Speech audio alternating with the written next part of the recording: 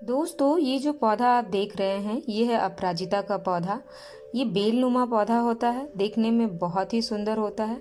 इसके फूल काफी सुंदर लगते हैं। इसके फूल देखने में बिल्कुल गाय के कान की तरह होते हैं, इसलिए इसे गोकर्णी भी कहा जाता है। तो आज हम इसी पौधे के बारे में बात करने वाले हैं, क्योंकि ये गर्मियों में बहुत ज्यादा फ्लावरिंग करने वाला पौधा है। तो अगर आप इसे अभी इसकी देख रेख कर लेते हैं तो ये गर्मियों में ढेर सारा फ्लावरिंग करेगा। और साथ ही साथ ये मैं आपको ये भी बताने वाली हूँ कि अभी आप इस पे कौन सा फर्टिलाइजर दें जिससे इसकी ग्रोथ जो है वो बहुत ही अच्छी बन जाए और साथ ही ये गर्मियों में बहुत सारी फ्लावरिंग करे। तो जैसा कि आप ये फूल देख रहे हैं, इस तरह का फूल जो है इस पौधे में आता है। अपराजिता का धार्मिक महत्व होने के साथ साथ इसका स्वास्थ्यवर्धक महत्व भी बहुत है। धार्मिक महत्व के अनुसार इसे पूजा पाठ इत्यादि में यूज किया जाता है। साथ ही साथ स्वास्थ्य में बहुत ही गुणकारी पौधा है। इसके फूलों की चाय बनाकर पी जाती है और इससे जो है आयुर्वेद में बहुत सारी बीमारियों का इलाज किया जाता है। दोस्तों, आज मैं इसके केयर की वीडियो इसलिए लेकर आई हूँ क्योंकि ये पौधा सर्दियों में डोरमेंसी में रहता है, पूरी तरह से सूख जाता है और इसमें फ्लावरिंग भी नहीं होती। लेकिन अब इसका समय आ रहा है जब ये बहुत सारी फ्लावरिंग करेगी, लेकिन उससे पहले हमें इसकी कुछ देख रेख करनी पड़ेगी। तो इसके लिए क्या करना है, सबसे पहले तो आपको ये ध्यान में रखना है कि ये पौधा जो है ये सन लविंग प्लांट है। तो आप जब भी इसे लगाएं, इसे अच्छी धूप में रखें। इसे ये निश्चित करें कि इसे 5 से 6 घंटे की धूप मिल रही है। दूसरी चीज ये है कि ये एक बेलनुमा पौधा है, तो इस तरह की लकड़ी का सहारा इसे जरूर दें। दोस्तों, इस पौधे में 4 तरह के फ्लावर आते हैं।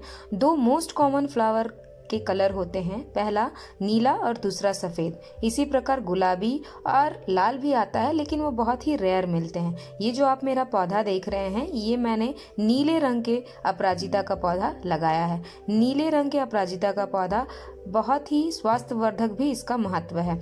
अब बात कर लेते हैं कि कभी कभी होता ये कि हमारा प्लांट एक सीधाई में बढ़ता है और वह घना नहीं होता है, जिससे फ्लावर्स कम लगते हैं। तो इसके लिए आपको समय समय पर अपने प्लांट की पिंचिंग करनी होगी। इस तरह से जो ऊपरी हिस्सा है प्लांट का, आपको उसे पिंच करके निकाल देना है, जिससे कि नई नई ब्रांचेस आएगी आपके प्लांट में और उससे वह घना होगा। और जब प्लांट घना होता है तो अपने आप ही उसमें ढेर सारी कलियां लगती हैं और उसमें बहुत सारी फ्लावरिंग होती है। तो आप पिंचिंग समय समय पर जरूर करें। अब हम बात कर लेते हैं कि इस प्लांट को किस मिट्टी में लगाना चाहिए और किस गमले का प्रयोग करना चाहिए। गमला, ये सन लविंग प्लांट है, तो आपको गमला जो है सीमेंट का या मिट्टी का चुनाव करना चाहिए।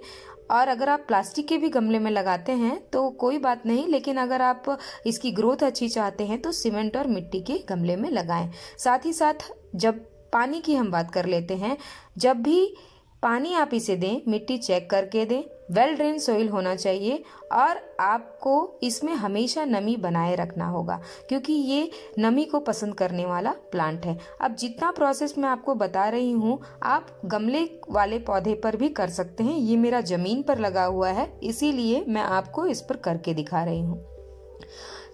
और एक और इम्पॉर्टेंट बात है कि मिट्टी की गुड़ाई करना बहुत ज़रूरी है। जब भी आप चाहे गमले में लगाएं या फिर ज़मीन में, आप समय समय पर मिट्टी की गुड़ाई करें, अपनी मिट्टी को लूज करें ताकि जो हवा है वो अंदर पास हो सके और आपके पौधों की जड़ों का भी विकास हो सके, क्योंकि जितनी अच्छी जड़ों का विकास होगा उतना ही अच्छा हमारा पौधा विकास करेगा।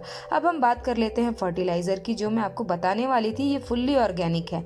1 लीटर पानी में ये जो आप देख रहे हैं, ये है गोबर की खाद, सड़ी हुई गोबर की खाद। अगर आपको कंडे मिल जाते हैं तो उसका भी इस्तेमाल कर सकते हैं, पर गीली गोबर का आप इस्तेमाल ना करें। तो इस तरह से 2 मुट्ठी मैंने 1 लीटर पानी में डाल लिया है। गोबर में अच्छी मात्रा में नाइट्रोजन, फास्फोरस और पोटेशियम होता है, जो कि हमारे प्लांट के लिए बहुत ही अच्छा होता है। ये तीनों जो चीज़ें हैं वो हमारे प्लांट के लिए बहुत ही इंपॉर्टेंट होती है, जो हमें गोबर की खाद में मिल जाती हैं। अब कैल्शियम की बात आती है, तो कैल्शियम, ये जो आप देख रहे हैं, ये है लकड़ी की राख। लकड़ी की राख में अच्छी मात्रा में कैल्शियम होता है। साथ ही साथ ये बहुत ही अच्छा फंगीसाइड है। अगर आपके प्लांट में फंगस वगैरह लगा है तो आप इसका इस्तेमाल कर सकते हैं। अब ये देखिए कैल्शियम के लिए मैं ये दूसरी चीज़ भी यूज़ कर रही हूँ, ये है अंडे के छिलके। अगर आपके पास है तो इसका इस्तेमाल करिए, और नहीं है तो आप इसे स्किप कर सकते हैं। अब ये चीज़ बहुत इंपॉर्टेंट है, ये जो आप बॉटल में देख रहे हैं ये है मोरिंगा जूस, यानी कि सहजन की पत्तियों के जूस का खाद मैंने बनाकर रखा है। अगर आप जानना चाहते हैं कि इसकी खाद कैसे बनाई जाती है तो मैंने वीडियो जो है यूट्यूब पर डाल रखी है, आप वहाँ से इसे देखकर बना सकते हैं। इसके अनगिनत फ़ायदे हैं, मैं इसे हमेशा बनाकर रखती हूँ और इसका उपयोग करती हूँ, और मेरे प्लांट बहुत ही हरे भरे और हेल्दी रहते हैं। इसमें बहुत सारे माइक्रो एंड मैक्रो न्यूट्रिशन है जो आपके प्लांट की ग्रोथ को बहुत ही अच्छा बढ़ाकर देंगे। ये देखिए, इसमें 10 से 15 ml आपको क्या करना है, इसे डाल लेना है। बहुत ही कारगर फर्टिलाइज़र जो है बनकर तैयार हो चुका है। अब आप इसे अच्छी तरह से मिक्स करने के बाद इसे कम से कम 1 दिन के लिए रख दें, या ज़्यादा से ज़्यादा आप इसे 10 दिन के लिए रख सकते हैं। जितना ही दिन आप छोड़ेंगे इसकी जो न्यूट्रिशन वैल्यू है बढ़ती जाएगी। तो इस तरह से आपको बना लेना है।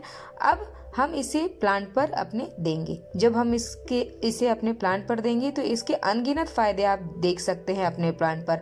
पत्तियां अच्छी होंगी, साथ ही साथ जो कैल्शियम की कमी है हमारे प्लांट में हो जाती है, पत्तियां जल जाती हैं, वो नहीं होंगी, और इसमें इतनी फ्लावरिंग लगेगी कि आप भी हैरान हो जाएंगे। तो अगर ये खाद आप अभी इसे दे देते हैं तो गर्मियों तक आपका प्लांट जो है बहुत ही मजबूत ग्रो कर जाएगा, और इसमें ढेर सारी फ्लावरिंग होगी जो कि आप खुद यकीन नहीं कर पाएंगे कि ये मेरा पौधा कितनी ज़्यादा मात्रा में फ्लावरिंग कर रहा है। तो इस तरह से आपको करना है। आप ये प्रोसेस गमले में कर सकते हैं, बहुत ही आसान है। आप इसकी देखरेख अगर इस तरह से अभी कर लेते हैं तो आपका प्लांट बहुत ज़्यादा फ्लावरिंग करने वाला है, यकीन मानिए। तो इस तरह से अगर वीडियो आपको अच्छी लगी तो लाइक ज़रूर करें। वीडियो देखने के लिए आप सभी